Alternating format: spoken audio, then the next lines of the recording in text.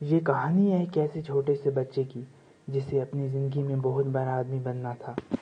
عمر چھوٹی تھی لیکن سپنے بہت بڑے تھے۔ جیسے جیسے اس کی عمر بڑھتی گئی ویسے ویسے اس کے سپنے اور بڑھتے گئے۔ کچھ ہی دن بعد اس نے اپنی ایک کمپنی کھولی۔ یہ کہانی ہے ایک ایسے چھوٹے سے بچے کی جسے اپنی زندگی میں بہت بڑا آدمی بننا تھا۔ عمر چھوٹی تھی لیکن سپنے بہت بڑے تھے۔ جیسے جیسے اس کی عمر بڑھتی گئی ویسے ویسے اس کے سپنے اور بڑھتے گئے۔ کچھ ہی دن بعد اس نے اپنی ایک کمپنی کی شروعات کی۔ دھیرے دھیرے اس کی کمپنی بہت پروفٹ کمانے لگی، زیادہ پروفٹ کمانے لگی اور زیادہ پروفٹ کمانے لگی، اور دیکھتے ہی دیکھتے یہ شہر کا بہت بڑا آدمی بن گیا۔ پھر اور لوگ اسے جاننے لگے۔ اس نے اور محنت کی، لیکن کہتے ہیں نا کہ جہاں سفلتا ہے وہاں بفلتا بھی ہے۔ کچھ ہی دن بعد اس کے الٹے دن شروع ہو گئے۔ کچھ دن بعد اس کی کمپنی گھاٹے میں آ گئی۔ گھاٹا اتنا بڑھ گیا کہ اسے پر کئی لوگوں کی اداریاں ہو گئی۔ پریشان ہو گیا، بہت زیادہ پریشان۔ یہ سوچنے لگا کہ اب میں کیا کروں۔ کئی سارے ادھار لینے والے اس کے گھر آ گئے، اسے پریشان کرنے لگے۔ اگر تم نے پیسے نہیں دیے تو تمہیں مار دیں گے۔ پھر فائنلی اس نے سوچا کہ میں رہوں گا ہی نہیں تو پھر کیا ٹینشن۔ سوسائڈ کرنے کا سوچا۔ ایک گارڈن میں جا کر زور زور سے رونے لگا کہ اب میں کیا کروں، کیا ہوگا میرا۔ سوچنے لگا کہ کیسے سوسائڈ کروں۔ رو ہی رہا تھا کہ اتنے میں ایک آدمی اس کے پاس آتا ہے اور پوچھتا ہے کہ کیا ہوا، تم کیوں رو رہے ہو۔ اس نے کہا مجھ سے دور ہو جاؤ۔ آدمی نے پھر پوچھا ارے بیٹا کیا پرابلم ہے، مجھے بتاؤ۔ اس نے پھر بولا ارے بولا نا میری پرابلم ہے، تمہیں کیا۔ اس آدمی نے پھر کہا کہ ہو سکتا ہے میں تمہاری کوئی مدد کروں۔ اس نے پھر کہا کہ میرے اوپر 10 لاکھ کا قرض ہے، چکاؤ گے تم۔ اس آدمی نے ہنستے ہوئے اپنی جیب میں ہاتھ ڈالا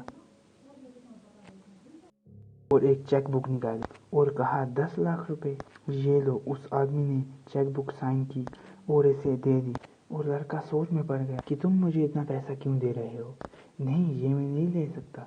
آدمی نے کہا نہیں نہیں رکھ لو۔ ارے نہیں آپ تو مجھے جانتے بھی نہیں ہو، پھر میری مدد کیوں کر رہے ہو۔ اس آدمی نے اپنا نام بتایا۔ جو نام اس نے بتایا اس شہر کا سب سے بڑا امیر آدمی کا نام تھا۔ جیسے ہی اس نے نام کو سنا وہ بولنے لگا ارے آپ مجھے اتنا پیسہ کیوں دے رہے ہو۔ اس نے کہا رکھ لو اور اپنا بزنس پھر سے چالو کرو، اور جب پروفٹ ہونے لگے تو مجھے میرا پیسہ لوٹا دینا۔ اور وہ لڑکا بہت خوش ہو گیا اور اس نے کہا کہ ٹھیک ہے 1 سال بعد ہم یہیں ملیں گے، میں آپ کا پیسہ آپ کو لوٹا دوں گا۔ اب وہ لڑکا خوشی خوشی سے گھر گیا۔ اس نے سوچا کہ ایک انجان آدمی نے مجھ پہ یقین کر مجھے 10 لاکھ روپے دیے، لیکن میں اپنے آپ پہ بھروسہ نہیں کر رہا۔ اس نے پھر یہ فیصلہ لیا کہ اب میں اس چیک کا استعمال نہیں کروں گا۔ اس نے اپنے آپ سے کہا کہ میں پھر سے محنت کروں گا، پھر سے پیسے کماؤں گا، اور اس نے چیک کو صندوق میں رکھ دیا اور پھر سے محنت کرنے لگا۔ اور دیکھتے ہی دیکھتے اس کی کمپنی پھر سے کھڑی ہو گئی، اس کے امپلائی واپس آ گئے، اس کا سارا قرض چک گیا اور 1 سال ہو گیا۔ وہ اس گارڈن میں واپس جاتا ہے، اس آدمی کا انتظار کرتا ہے لیکن وہ آدمی نہیں آتا، اور انتظار کرتا ہے لیکن پھر بھی وہ نہیں آتا۔ کچھ سمے بعد دیکھتا ہے کہ وہ آدمی آگے سے آ رہا ہوتا ہے۔ وہ بہت ایکسائٹڈ ہو جاتا ہے اور قریب آتا ہے اور ایکسائٹڈ ہو جاتا ہے۔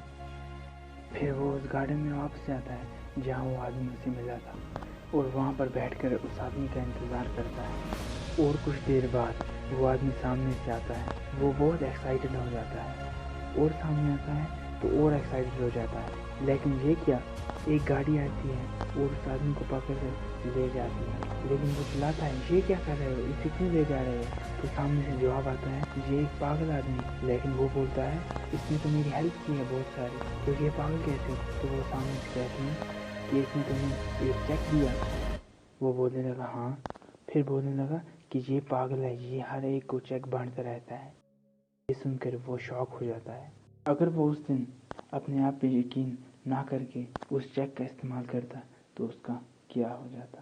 اسی طرح اس نے اپنے آپ پہ یقین کیا اور پھر سے وہ بڑا آدمی بن گیا۔ بس اتنا ہی۔ ایسی ویڈیو اور دیکھنا چاہتے تو میرے چینل کو سبسکرائب کریں۔